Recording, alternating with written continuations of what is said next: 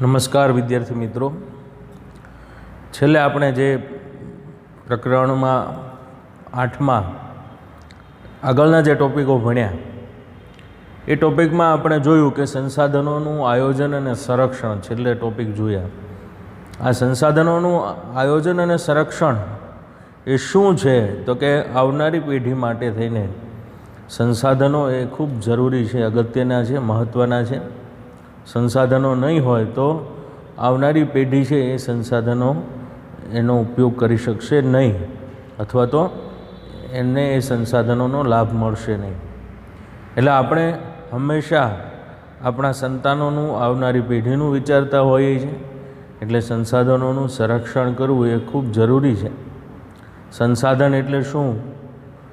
કુદરતી સંસાધન એટલે કે કુદરત દ્વારા પ્રાપ્ત થયેલી અમૂલ્ય ભેટ જે આપણને ભગવાને પૃથ્વી ઉપર આપી છે, અને એનો ઉપયોગ આપણે જીવનમાં, આપણા જીવનના વિકાસ માટે કરતા હોઈએ છીએ. પણ માણસ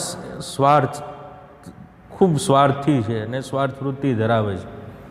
એટલે આપણે મન ફાવે એમ આડેધડ બીજાનો પણ વિચાર કર્યા વિના એનો ઉપયોગ કરીએ છીએ, જે જરાય યોગ્ય નથી અને જેના આપણે માઠા પરિણામો ભોગવવા પડે છે. હાલમાં જે મહામારી છે એ પણ એ જ બાબતને સાબિત કરે છે કે આપણે પાછું વળીને ક્યારેય જોયું નથી. એટલે શાનમાં સમજી જાઓ, તમને કુદરત સમજાવે છે, પણ એ અંગે આપણે વધારે કંઈ વાત નથી કરવી. આગળ જોઈએ તો મેં તમને ફૂલસ્કેપ ચોપડો 200 પેજનો લખવાનો કીધો છે. 200 પેજનો ચોપડો કરવાનો છે, પ્લસ આપણે ટેસ્ટ આપવાની છે. એકમ કસોટી તમારે ઘરે જ આપવાની છે. તમારા વાલી જ્યારે એ ટેસ્ટ અપાઈ જાય ત્યારે અહીંયા સ્કૂલે પહોંચાડી દે, એ અંગેની સૂચનાઓ પરેશભાઈ દ્વારા આપવામાં આવી છે. બધા એકસાથે આવવાની જરૂર નથી, ભેગા થવાની જરૂર નથી, ઉતાવળે આવવાની જરૂર નથી. ઘરની બહાર હમણાં આપણે નીકળવાનું થતું નથી. ખાસ આ વાતની કાળજી રાખજો, કારણ કે આપણા માટે 10મું ધોરણ એ કારકિર્દીનું પહેલું પગથિયું છે. અને 10મા ધોરણમાં તમારે ખૂબ સાવચેતીપૂર્ણ રીતે કામ કરવાનું છે. સાવચેતીપૂર્ણ રીતે તમારે અભ્યાસ કરવાનો છે અને તમારી તબિયતનો પણ ખ્યાલ રાખવાનો છે. એટલે ખાસ આ બધી બાબતોને ધ્યાનમાં રાખજો. આગળ આપણે જોઈએ તો જમીનનું નિર્માણ એટલે આપણને પ્રશ્ન થાય કે જમીન થોડી બનાવવાની હોય, એ કોઈ ફેક્ટરીમાં બનતી નથી. કુદરતગત ભેટ છે, કુદરતી સંસાધન છે જમીને. સામાન્ય રીતે આપણે જોઈએ તો પૃથ્વી સપાટી ઉપરનું જે ઉપલું પડ છે, જેને આપણે જમીન કહીએ છીએ, કે જ્યાં વનસ્પતિ ઉગે છે, અને આ જમીનનો ઉપરનો પોપડો છે એ અનેક કણોથી બનેલો હોય છે. એક પાતળું પડ આપણને જોવા મળે છે ને, પણ એમાં ઘણા બધા ખનિજો હોય છે, ભેજ હોય છે, હ્યુમસ હોય છે, સેન્દ્રીય તત્વો હોય છે, હવા હોય છે. આ બધું ઉપરના પોપડામાં, આ જે દેખાય છે જમીન, એના પોપડામાં એ બધું મળેલું હોય છે, પણ આપણને બહારથી એ દેખાતું નથી.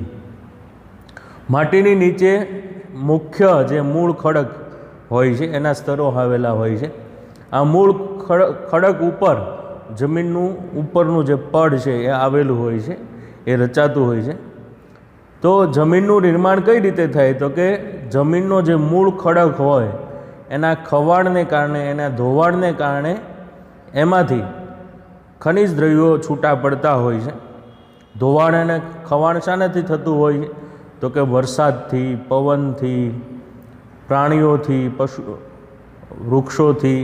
આ બધાથી વૃક્ષોના મૂળ જમીનને તોડતા હોય છે.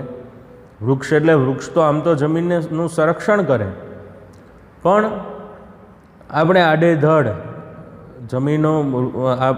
આડેધડ વૃક્ષોનો વિનાશ કર્યો અને એને કારણે ધોવાણ થાય છે. આ ધોવાણને કારણે ઉપરનું પડ છે એ તાપમાન, આબોહવા, આ બધાને કારણે ઉપરનું પડ તૂટતું હોય છે અને એમાંથી ખનિજ દ્રવ્યો નીકળે છે. આ ખનિજ દ્રવ્યો આપણને પ્રાપ્ત થાય છે અને એમાં જૈવિક દ્રવ્યો મળે એટલે જમીન બને છે. એટલે આમ જૈવિક અવશેષો, ભેજ, હવા આ બધા ભળે ત્યારે આપણે એને જમીન કહીએ છીએ. એટલે ખનિજ દ્રવ્યો અને જૈવિક દ્રવ્યોનું કુદરતી મિશ્રણ એટલે જમીન, ઉપરનું જે પડ છે. આ જમીન છે એ વનસ્પતિની વૃદ્ધિ અને વિકાસ કરવાની ક્ષમતા ધરાવે છે, કારણ કે એમાં જે તત્વો હોય છે એના આધારે વનસ્પતિ ખોરાક મેળવતી હોય છે અને એને કારણે વનસ્પતિનો વૃદ્ધિ અને વિકાસ થતો હોય છે. જમીન વિશે વધારે વિસ્તૃત રીતે જોઈએ તો પૃથ્વીનું ઉપરનું પોપડો, સૌથી ઉપરનો સપાટી ઉપરનું જે પડ છે જેને આપણે જમીન કહીએ છીએ, જે વનસ્પતિના વૃદ્ધિ અને વિકાસ માટે જરૂરી એવા ખનિજ દ્રવ્યો અને જૈવિક દ્રવ્યોનું બનેલું હોય છે. જોકે બધી જ જમીનમાં આ બધા જૈવિક દ્રવ્યો અને ખનિજ દ્રવ્યોનું પ્રમાણ એક સરખું હોતું નથી. એટલે જમીનના આપણે ઘણા બધા પ્રકારો પાડ્યા છે જેના વિશે આપણે આગળ ભણવાનું છે. પણ જમીન એટલે કે સેન્દ્રીય પદાર્થો યુક્ત ઝીણા કણોવાળો પોચો ખડક પદાર્થ ઉપરનું જે પડ છે, એટલે ભૂપૃષ્ઠ જે છે જમીનનું ઉપરનું પડ, જે માતૃ ખડક અને વનસ્પતિના દ્રવ્યોથી મિશ્રિત થયેલ અસંગઠિત પદાર્થોનું પડ છે. સપાટી ઉપર જ્યારે મૂળ ખડક છે એનું ઘસારણ થાય છે, ધોવાણ થાય છે. આ બધા ધોવાણ થવાના પરિબળો ઘણા બધા હોય છે અને એને કારણે બારીક ભૂકો બને છે અને આ ભૂકાના ચૂર્ણમાં વનસ્પતિ અને જીવજંતુઓનું વિઘટન થાય, સડે છે. એટલે એને કારણે એમાં સેન્દ્રિય તત્વો ઉમેરાય છે અને આ સેન્દ્રિય તત્વો છે એ વનસ્પતિના વિકાસ માટે ખૂબ મહત્ત્વની ભૂમિકા ભજવે છે. જમીન નિર્માણનો સમયગાળાના સંદર્ભે પણ એની જમીન નિર્માણ ઉપર અસર થતી હોય છે. આબોહવા અને સમયગાળો આ બંનેની મહત્ત્વપૂર્ણ અને વ્યાપક અસરો જમીન નિર્માણ પાછળ જવાબદાર હોય છે. આબોહવા દરેક પ્રદેશમાં ભિન્નતા ધરાવતી આબોહવા હોય છે.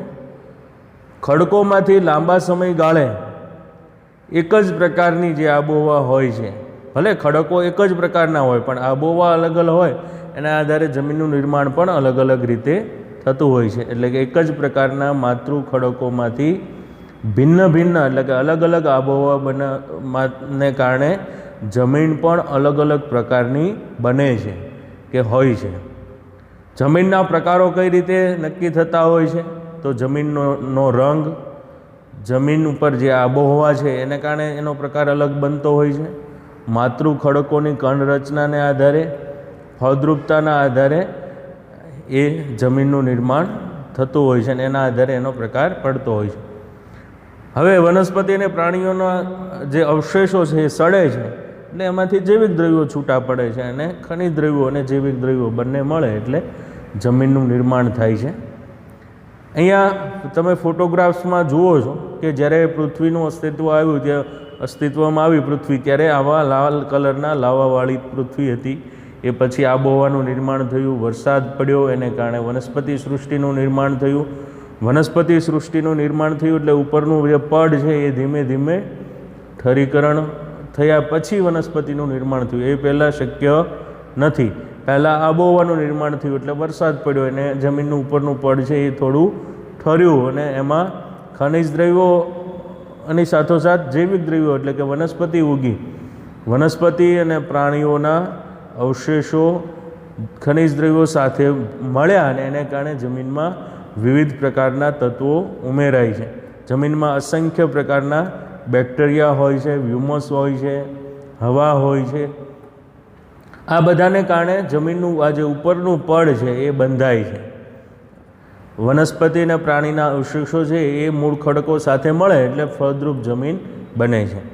વનસ્પતિને આબોહવા, વનસ્પતિ અને જે પ્રાણીઓ છે એના અવશેષો છે, મૃત પ્રાણીઓના અવશેષો, આ બધું સડે છે એટલે એને કારણે જૈવિક દ્રવ્યો બને છે. એટલે હવે તમને ટૂંકમાં આ બધું સમજાઈ જ ગયું હશે. આવી રીતે જમીનની રચના હોય છે કે આ ઉપરનું જે પડ છે એની ઉપર વનસ્પતિ ઉગે છે, એની નીચે સાદી માટીનું પડ હોય છે, ઉપર ખનિજયુક્ત ફળદ્રુપ માટી અને ખનિજ એટલે કે જૈવિક દ્રવ્યો અને ખનિજ દ્રવ્યો બંનેનું ઉપરનું આ પડ છે. એની નીચે સાદી માટી હોય છે, એની નીચે ઓછા ખનિજવાળી માટી હોય છે, જેમાં ખડકો અને બારીક ભૂક્કા હોય છે, એની નીચે સખત માટી અને સખત ખડીકો હોય છે, અને એની નીચે સંપૂર્ણપણે સખત ખડક હોય છે. આ રીતે જમીનનું નિર્માણ થતું હોય છે. આગળ જોઈએ, જમીનના પ્રકારો શાના આધારે નક્કી થતા હોય છે? તો આપણે અગાઉ વાત કરી મુજબ જમીનમાં આબોહવા અલગ અલગ હોય અને જમીનના મૂળ ખડકો અલગ અલગ હોય, એને કારણે એના પ્રકારો અલગ અલગ પડતા હોય છે. હાલમાં ભારતમાં કૃષિ સંશોધન પરિષદ ICAR, Indian council agriculture research, આખું નામ એવું છે, એના દ્વારા ભારતમાં જમીનના કુલ 8 પ્રકારો પાડવામાં આવ્યા છે, એને વહેંચવામાં આવ્યા છે. એ પૈકી પર્વતીય જમીન અને જંગલ પ્રકારની જમીન જુદા જુદા પર્વતીય ક્ષેત્રોમાં જુદી જુદી ઊંચાઈએ જોવા મળતી હોય છે. કાપની જમીન, રાતી જમીન અથવા તો લાલ જમીન આપણે કહીએ છીએ, કાળી જમીન, લેટેરાઇટ જમીન, રણ પ્રકારની જમીન, પર્વતીય જમીન, જંગલ પ્રકારની જમીન, દલદલ કે પીટની જમીન. પહેલાં આપણે કાપની જમીન વિશે જોઈએ. તો અહીંયા જમીનના પ્રકારો કલરના આધારે, રંગના આધારે આપણે અગાઉ ભણ્યા એ મુજબ પ્રકારો તમને જોવા મળે છે. કાપની જમીન જોઈએ તો ભારતમાં આ પ્રકારની જમીન ભારતના કુલ ક્ષેત્રફળના 43% ક્ષેત્રફળમાં કાપની જમીન ફેલાયેલી છે કે આવેલી છે. પૂર્વમાં બંગાળા એટલે કે બ્રહ્મપુત્રની ખીણથી શરૂ થઈ અને પશ્ચિમમાં સતલુજ નદી સુધીનો આખો જે વિસ્તાર છે, એ વિસ્તારમાં આપણે જાણીએ છીએ કે ઉત્તરનું મેદાન આવેલું છે. દક્ષિણ ભારતમાં નર્મદા, દક્ષિણ પશ્ચિમમાં નર્મદા, તાપી, દક્ષિણ ભારતમાં મહાનદી, ગોદાવરી, કૃષ્ણા, કાવેરી, આ બધી નદીઓના ખીણ પ્રદેશમાં થી જે કાપ ઢસડીને લાવે છે એને કારણે મેદાન રચાતું હોય છે. અને એ પૈકી મહાનદી, ગોદાવરી, કૃષ્ણા અને કાવેરી આ મુખ્ય નદીઓ દક્ષિણ ભારતની છે, અને એના દ્વારા તટીય વિસ્તારમાં જે ફળદ્રુપ માટીનું પડ રચાયું છે, જે મેદાની પ્રદેશ, કાપની જમીનનો આખો મેદાની પ્રદેશ, મુક્ત ત્રિકોણ પ્રદેશ એમણે બનાવ્યો છે, જેને આપણે ડેલ્ટા કહીએ છીએ અથવા તો મુક્ત ત્રિકોણ પ્રદેશ કહીએ છીએ. તો ત્યાં આ પ્રકારની જમીનો આવેલી છે.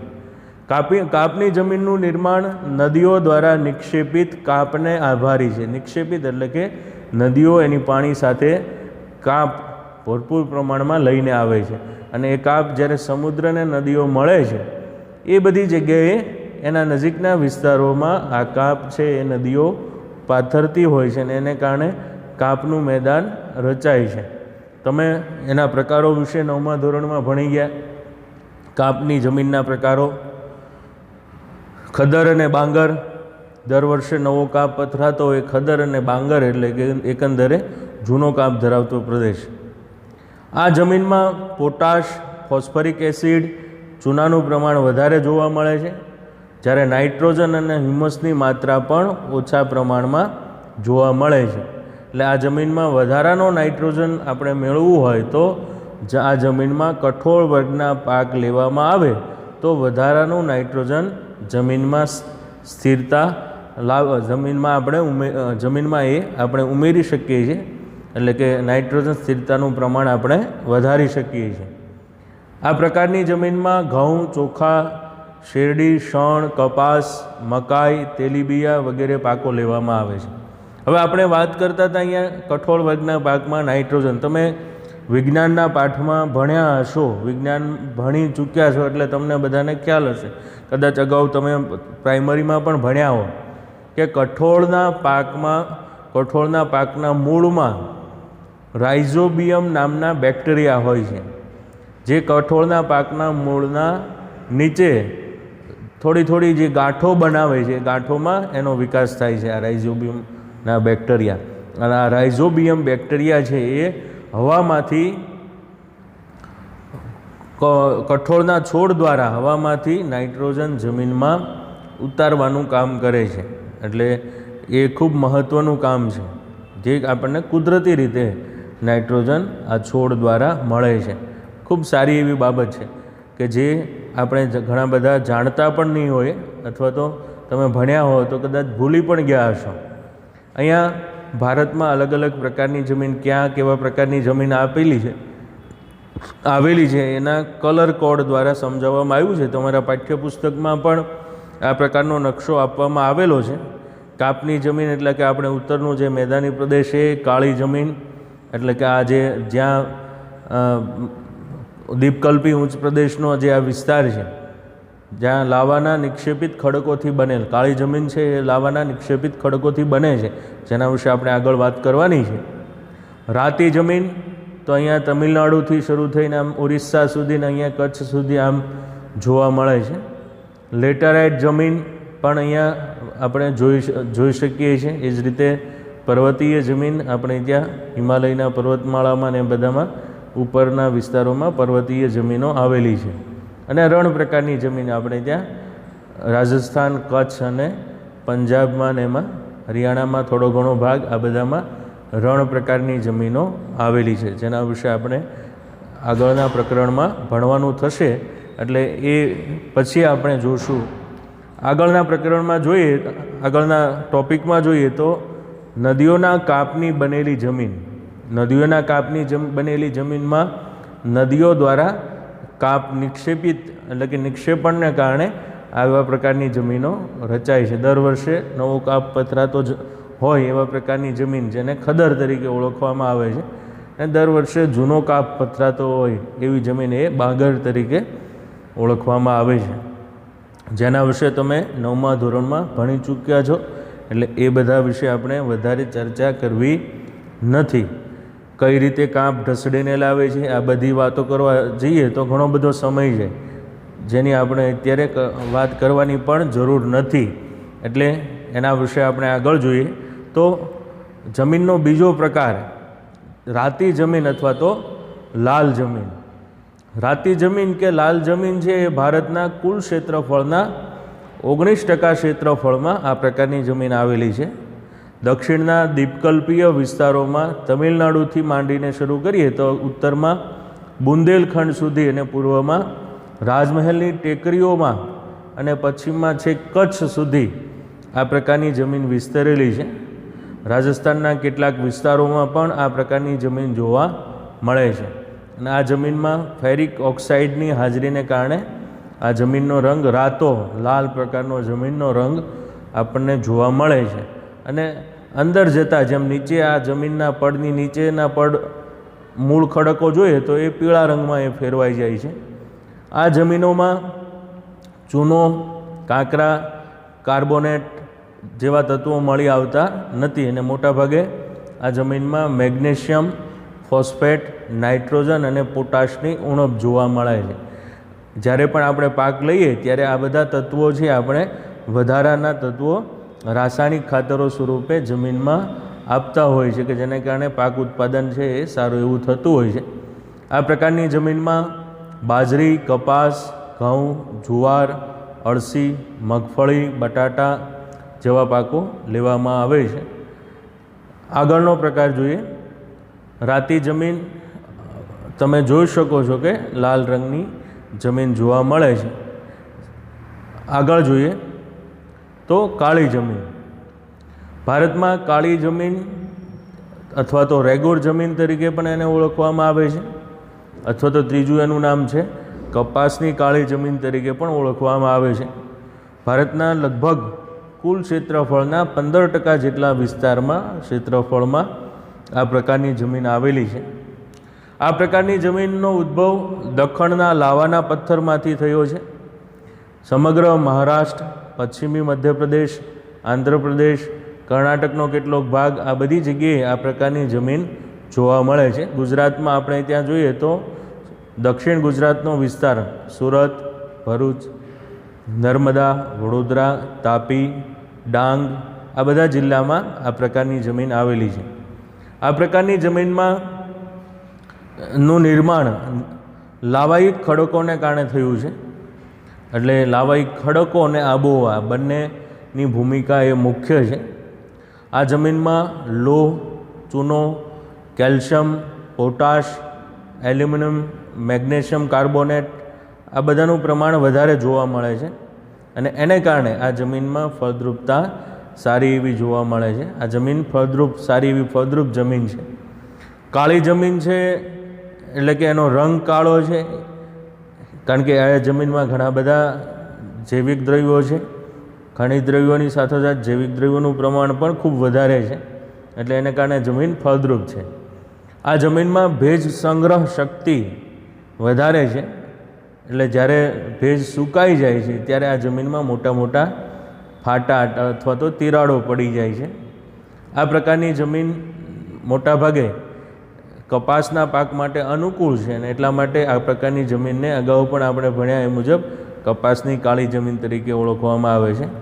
આ પ્રકારની જમીનમાં કપાસ, અળસી, સરસવ, મગફળી, તમાકુ, અડદ જેવા કઠોળ વર્ગના પાકો પણ લેવામાં આવે છે. કપાસના પાકને વિશેષ અનુકૂળ હોવાને કારણે આ જમીનને કપાસની કાળી જમીન તરીકે પણ ઓળખવામાં આવે છે. એટલે આ બધી જે જમીનો છે એ જમીનો એ અલગ અલગ આબોહવાને કારણે અલગ અલગ પ્રકારની જમીનો આપણને જોવા મળતી હોય છે. વધારે વાત આપણે કરવી નથી, કારણ કે મેં પહેલું લેક્ચર જોયું તો ઘણો બધો સમય તમારો એમાં પહેલાં લેક્ચરમાં આપણે લીધો છે, એટલે વધારે વાત આપણે નથી કરતા. બાકીનો ભાગ છે 3 એ પછીના લેક્ચરમાં આપણે જોશું, કે જેનાથી તમને ખ્યાલ આવે અને વધારે સારી મજા પણ આવે. વધારે સમય સુધી મોબાઈલ સામે તમારે બેઠવું પડે એ પણ તમને ગમે નહીં. જોઈએ વધારે વિસ્તારથી હવે પછીના જે ટૉપિકો છે એ આપણે હવે પછીના લેક્ચરમાં, હવે પછીના વિડીયોમાં આપણે જોશું. આભાર. ખાસ ફરીવાર બધાને કહેવાનું કે ઘરે રહી અને તમે બધા મહેનત કરતા રહેજો, અભ્યાસમાં ધ્યાન આપજો, તમારી તબિયતનો પણ ખ્યાલ રાખજો અને મમ્મી પપ્પાની આજ્ઞાનું પાલન કરજો. એ જે કંઈ કહેતા હોય તમારા ભલા માટે છે. સાથોસાથ ફ્રેશ પણ થવાનું, એવું જરૂર નથી. મોબાઈલ તમને મળી જાય એટલે મોબાઈલનો ઉપયોગ તમે પછી ભણવાને બદલે ગેમ રમવામાં કરતા હોવ છો. મને ખબર છે ઘણા બધા વિદ્યાર્થીઓ ગેમ રમતા જ હશે. ભલે હું તમારા ઘરે નથી આવ્યો, પણ મને ખબર છે તમારા વાલીનો સંપર્ક પણ અમે ફોન દ્વારા કરતા રહીએ છીએ અને કરતા રહેશું. દરેક વર્ગ શિક્ષકો છે એ ફોન કરશે અને તમારી માહિતી પણ મેળવશે. એટલે તમે બધા દરેક વિદ્યાર્થીઓનો અહીંયા રેકોર્ડ આપણે રાખીએ છીએ, અને તમે કેટલું ભણો છો એ પણ અમે અહીંયા બેઠા બેઠા, ભલે નથી મળતા આપણે, પણ બેઠા બેઠા આ બધું ધ્યાન ફોન ઉપર વોચ તો અમે રાખીએ જ છીએ. તમારા વાલીને અમે પૂછીએ છીએ, એટલે ખાસ ધ્યાન રાખજો. વધારે આપણે વાત નથી કરવી. તમારી તબિયત પણ સાચવજો અને અભ્યાસમાં પણ ધ્યાન આપજો.